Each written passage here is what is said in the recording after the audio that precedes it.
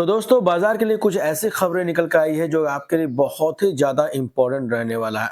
अब देखिए कल का बाजार किस तरीके से रह सकता है, कुछ मल्टीपल्स न्यूज़ें निकल के आई हुई है जो कि इस वीडियो के अंदर डिस्कस करेंगे और वीडियो दोस्तों बहुत ही ज्यादा खास रहने वाला है। तो बिना स्किप के जरूर देखें।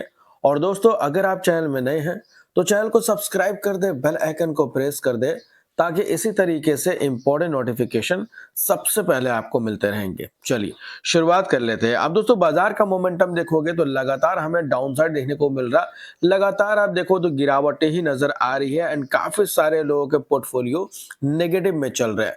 अब पिछले एक साल से कोई खास परफॉर्मेंस देखने को नहीं मिला, लेकिन अब बाजार का सेंटिमेंट किस तरीके से है, दुनिया भर के बाजार का क्या रिएक्शन है, कुछ कंपनियों को लेकर मल्टीपल्स न्यूज है। तो चलिए एक एक कवर करते हैं। सबसे पहले शुरुआत करते हैं अमेरिकन बाजार से। अब दोस्तों फ्राइडे के दिन देखोगे तो हमारा मार्केट जो क्लोज हुआ था, आप देखो तो मॉर्निंग में डाउन था लेकिन ऊपर जाके क्लोज हुआ था, लेकिन नेगेटिव ही था, एक तरह देखा है मिक्स था। लेकिन वही अमेरिकन बाजार की बात करते हैं तो फ्राइडे के दिन नाइट में आप देखो तो पॉजिटिव के साथ क्लोजिंग हुई है लगभग 74 पॉइंट के आसपास। अब देखिए जब भी अमेरिकन बाजार एक अच्छा परफॉर्मेंस दिखाती है तो इसका इम्पैक्ट दुनिया भर के बाजार के अंदर पड़ता हुआ नजर आता है, इसलिए अमेरिकन बाजार को ट्रैक करना बहुत ज्यादा इंपॉर्टेंट हो जाता है। इसी के साथ साथ दोस्तों नेस्डेक की बात करते हैं तो नेस्डेक में लगभग 49 पॉइंट के आसपास की गिरावट के साथ क्लोजिंग हुई है।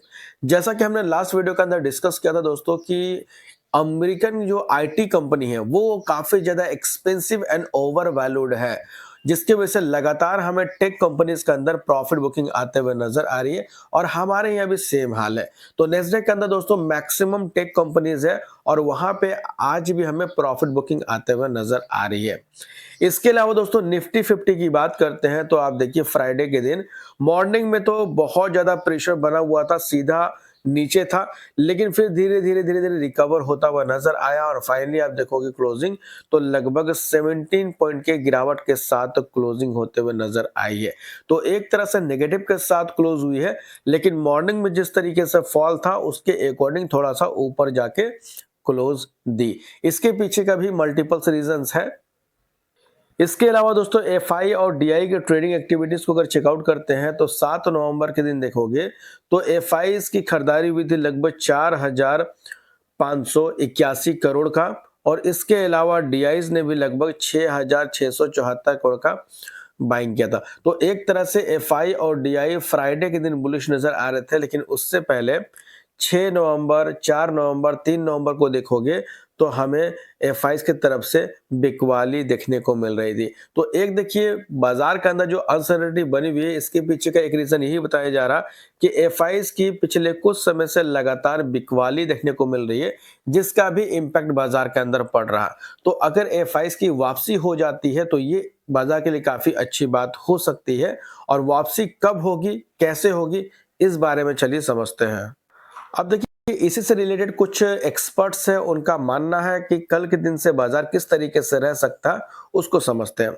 सबसे पहले देखिए मोतीलाल ओसवाल जो कि एक डोमेस्टिक ब्रोकरेज फर्म है, उनके जो एक्सपेक्ट है मार्केट को लेकर वो क्या है, देखिए expect market to remain range bound and mixed global cues, यानी अभी भी आप देखो तो बाजार ग्लोबल बाजार जो है वो मिक्स्ड है, उसके अकॉर्डिंग रह सकता है। While Optimus around better than expected corporate earning, तो अभी आप देखो तो जो अर्निंग्स पेश किए जा रहे कंपनियों के, जैसा बाजार ने एक्सपेक्ट किया था उससे अच्छे पेश किए जा रहे हैं। हालांकि इससे पहले जो बाजार के अंदर गिरावटें चल रही है, इसके पीछे का ये भी एक रीजन है कि अर्निंग जो रहे हैं वो कुछ खास नहीं रहे हैं। चाहे हम लोग क्वार्टर 1 की बात करें लास्ट एंड क्वार्टर 4 की लास्ट बात करें तो उसमें कुछ खास परफॉर्मेंस देखने को नहीं मिला था, लेकिन उसके मुकाबले इस बार जो सितंबर क्वार्टर के नंबर देखने को मिल रहे हैं वो काफी बेहतर है। तो ये बाजार के लिए एक अच्छी बात हो रही है।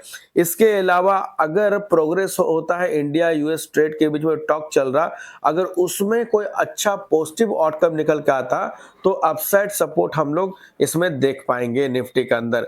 तो देखना पड़ेगा दोस्तों कि इंडिया और अमेरिका के बीच में ट्रेड डील चल रही है उसमें क्या इंप्रूवमेंट आ रहा है। जैसे कि मैंने बताया था कि अच्छे पॉजिटिव न्यूज आने के आसार है, अगर वहां से आ जाए या फिर अमेरिका में जो सुप्रीम कोर्ट में टैरिफ को लेकर अवैध जो घोषित करने को लेकर जो बातें चल रही है, अगर वहां पे ऐसा होता है, अवैध घोषित कर दिया जाता है, तो ऐसे में भी बाज़ार के लिए एक अच्छी बात हो सकती है। तो यहाँ पे 2 चीज़ों पे दोस्तों नज़र बना के चलने की ज़रूरत है, जहाँ पे अगर इम्प्रूवमेंट होता है तो इसका इम्पैक्ट सीधे दुनिया भर के बाज़ार के अंदर पड़ता हुआ नज़र आ सकता है, ना कि सिर्फ़ इंडियन बाज़ार के अंदर। तो यहाँ पे दोस्तों नज़र बना के चलने की ज़रूरत है। तो फिलहाल अभी भी आप देखो तो बाज़ार को लेकर के जो एक्सपेक्टेशन है वो मिक्स्ड है, एज़ पर ग्लोबल क्यूज़।